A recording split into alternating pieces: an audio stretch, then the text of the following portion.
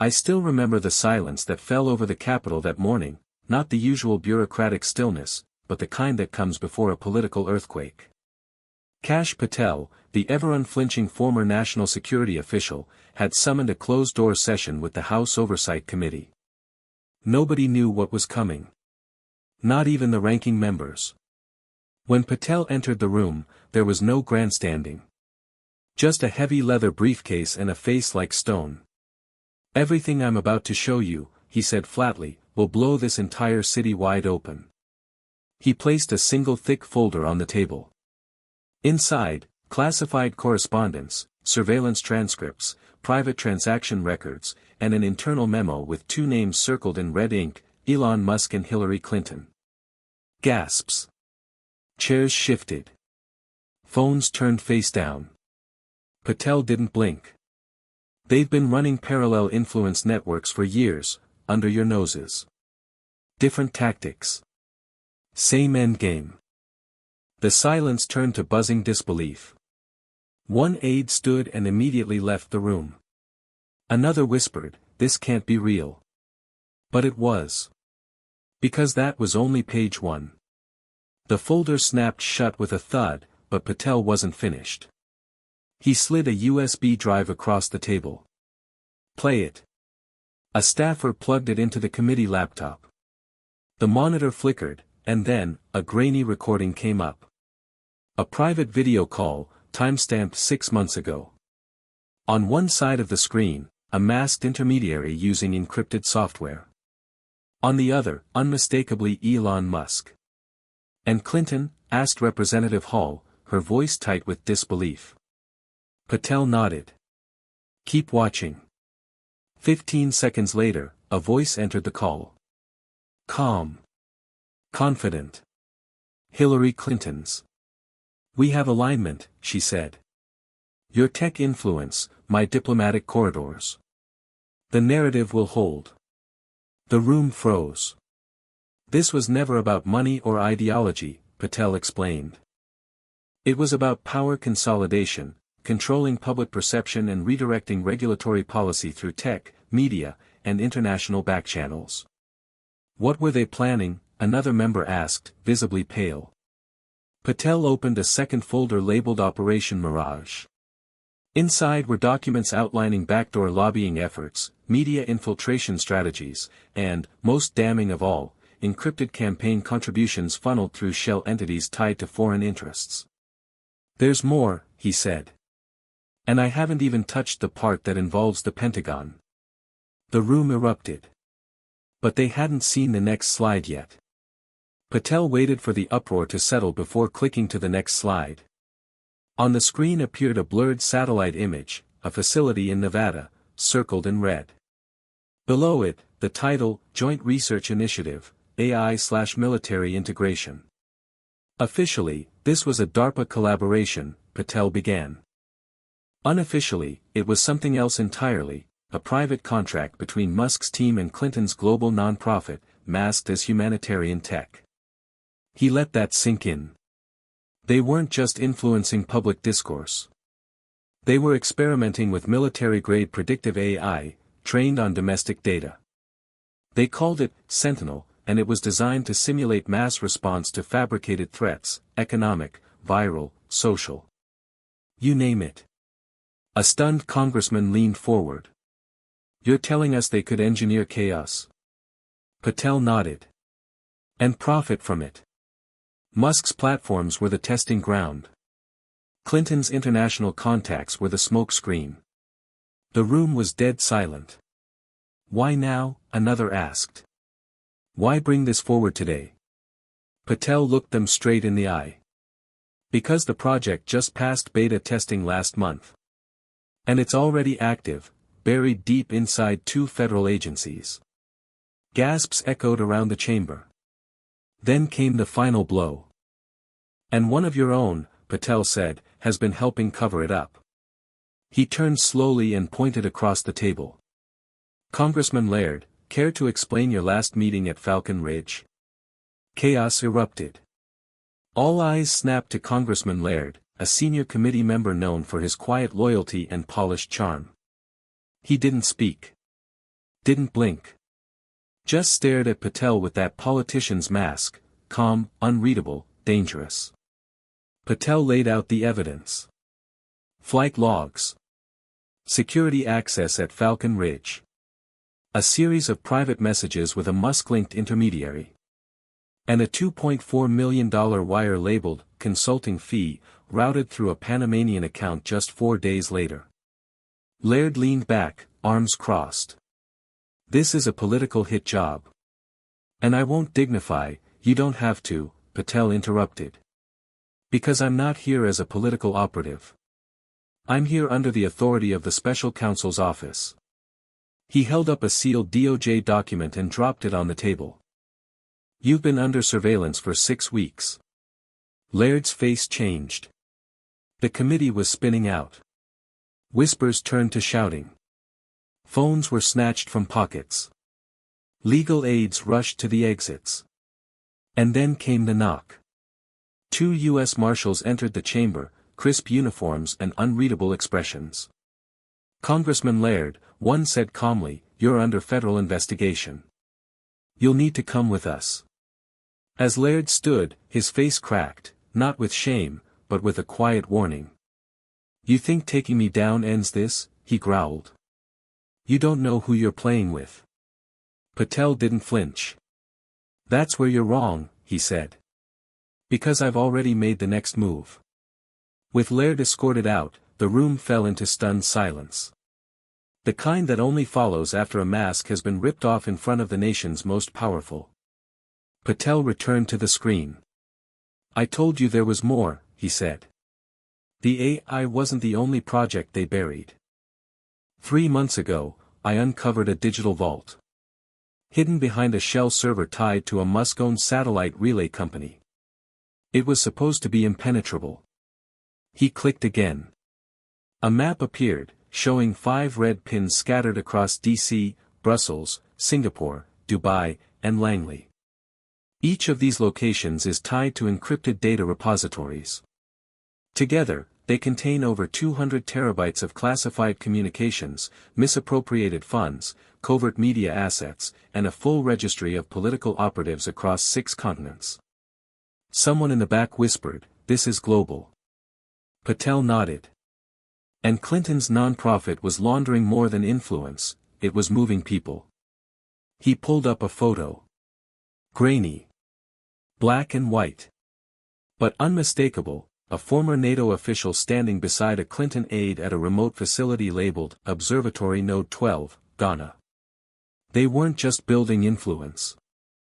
They were preparing fallback zones, protected hubs where they could operate beyond jurisdiction if this ever came to light. A single phrase appeared on the screen, Project Blackstar. Before anyone could ask, Patel added, the full archive has been duplicated. And delivered to 3 separate intelligence watchdogs. If anything happens to me, the rest goes public. A quiet voice spoke, then what happens now? Patel's expression darkened. Now. We expose the final piece of the puzzle, the one who held it all together. The room felt colder now. Eyes darted toward the screen, waiting for the final name. Patel took a breath. This entire operation, from digital manipulation to international laundering, needed a unifying strategist. Someone with enough leverage to coordinate tech, politics, and media across borders. Someone hidden. He clicked. A photo appeared, taken at a closed-door summit in Davos. Musk on the left. Clinton on the right. And in the center, half obscured by shadows and security detail, Eric Schmidt. Gasps echoed. A name rarely mentioned in public hearings, the former Google CEO turned international advisor and digital infrastructure architect. He was the architect, Patel confirmed. He helped engineer the surveillance shell Musk used. He wrote the proposal Clinton's team pitched to foreign governments. And he ensured every backchannel stayed invisible, until now. One congressman whispered, "You're saying big tech's former kingpin built them a shadow state?" Patel didn't flinch. "I'm saying he ran it." He pulled up an email chain from 5 years earlier, Schmidt's private correspondence with both Musk and Clinton, discussing contingency governance and data-guided public modulation. They weren't trying to win elections. They were preparing to outlast them.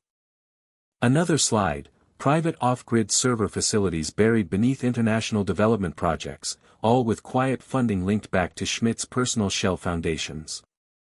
And the terrifying part? Patel asked. He's still operational. Still moving. Still protected. A beat of silence. Then he said what no one wanted to say, we may not be dealing with political corruption anymore. We may be looking at the formation of a digital coup. No one moved. Not even the reporters waiting outside the committee chamber knew how much the game had changed. Patel leaned forward, voice low and precise. This wasn't just preparation. It was activation. He tapped the final folder on the desk, marked coup protocol, initiation threshold. 2 weeks ago, a server inside a Department of Energy satellite relay station triggered a hidden script.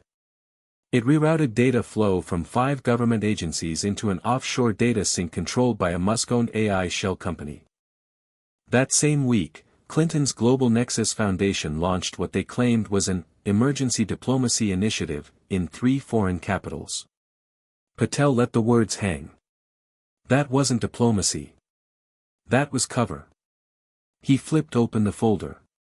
Contained in these documents is a protocol designed to neutralize elected resistance by manufacturing artificial crises, food shortages, market panic, cyber attacks, followed by a restoration directive issued not by government, but by private authority figures posing as global problem solvers. The room felt like it had stopped breathing. And the worst part? Patel said grimly. Several media conglomerates already signed on. They've pre-written coverage. Framing this as a necessary restructuring to preserve global stability.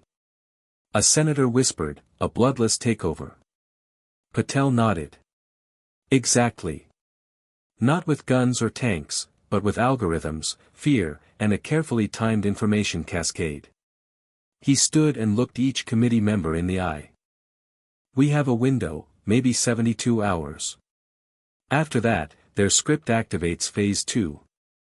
Once it does, democracy as we know it won't be dismantled. It'll be rebranded. By now, the chamber had locked down. No phones. No recordings. Just grim faces and the thick weight of urgency. Patel pointed to the countdown clock on his final slide, phase 2 activation, 69 hours, 14 minutes, 27 seconds. That's how long we have before their next move goes live. A senator asked, what exactly happens at 0? Patel didn't hesitate. 3 synchronized operations, he said. First, a simulated cyber attack on the Federal Reserve, triggering a liquidity panic across all major markets. It's designed to force emergency fiscal control into private hands, Musk's digital banking platform being the first rescue provider. He clicked. Second, a global narrative push. Clinton's media proxies are ready to unleash a wave of crisis documentaries, pre-written editorials, and expert panels all pointing to governance fatigue and the need for data-guided global leadership. Another click. Third, a selective tech blackout. Schmidt's former infrastructure partners built in kill switch triggers on 3 major cloud systems. They'll target whistleblowers, disrupt watchdog servers, and erase the few remaining trails that could trace this network. Someone slammed a fist on the desk. So they collapse the system, offer a solution, and crown themselves the saviors? Patel nodded. And most of the world will thank them for it. A pause. Then a voice from the shadows, what do we do? Patel turned toward the encrypted tablet he had kept hidden until now. I already started. The full evidence archive is being mirrored to 4 global transparency groups. And as of 10 minutes ago, 2 foreign intelligence agencies have confirmed the file's integrity. But to shut this down for good, he looked around the room. We need to move on the one place no one's dared touch. Someone whispered, Fort Zero. Patel replied with quiet steel, yes. The classified facility where Project Blackstar was born. The name Fort Zero had only ever been spoken in the most classified of corridors, and even then, as rumor. Buried deep in the Colorado Rockies, camouflaged beneath what was officially listed as a defunct NORAD backup site, it was the true heart of Project Blackstar, the nerve center of the digital coup. Patel tapped on his encrypted tablet, projecting a live satellite image onto the committee's screen. The mountain range shimmered under thermal scans, revealing an underground structure sprawling like a mechanical hive. There, he said, pointing. Level 6. That's where the command system for Phase 2 resides. AI-led, auto-sustaining, and shielded behind quantum encryption. How do you even breach that? One member asked. Patel responded with chilling calm, you don't hack it. You cut the head off. He turned toward a military liaison sitting silently at the back. Colonel Vance, you've seen the contingency files. You know the facility's vulnerabilities. The colonel stood. There's a physical relay buried under a comms junction just outside Fort Zero. It's old, pre-digital, built as a manual override during the Cold War. They never thought it would matter again. Patel nodded. If we can reach it, we can kill the core. Everything, the surveillance net, the AI triggers, the protocol cascade, dies with it. But there's a problem, the colonel added. They've already deployed Sentinel units. Autonomous security systems. Drones. Biometric locks keyed to Musk and Clinton's private genome profiles. A beat of silence followed. Then Patel said, I brought a failsafe. He opened a secure case and revealed a small device, rough, unfinished, pulsing with blue light. What is that? Someone asked. He looked up. Something built off-book. Designed to mimic one of their signals, and rewrite it from inside. A digital Trojan horse. A pause. But I can't deploy it from here, he said. I have to go in myself. The next morning, before dawn, a black unmarked chopper sliced through the Colorado sky. On board, Kash Patel, Colonel Vance, 2 cyber warfare specialists, and a device capable of rewriting the very core of the Blackstar protocol. As they approached Fort Zero's hidden ridge, thermal scans confirmed it, Sentinel units were already active. Drones the size of wolves, moving with chilling silence. Any misstep, and they'd never make it past the tree line. We go dark here, Patel whispered. Full silence. No comms until insertion. The team rappelled silently into the forested slope, making their way to the Cold War-era relay junction, rusted, half-forgotten, but still humming faintly beneath layers of earth. This is it, Vance said. You're sure the override will reach the core? Patel held the device like a detonator. If it doesn't, this becomes their world. They moved fast. The path was wired with retinal scanners and motion traps, but Patel's decoy signal worked, just barely. One drone paused within 6 feet of them, then retreated. Time, 17 minutes to Phase 2.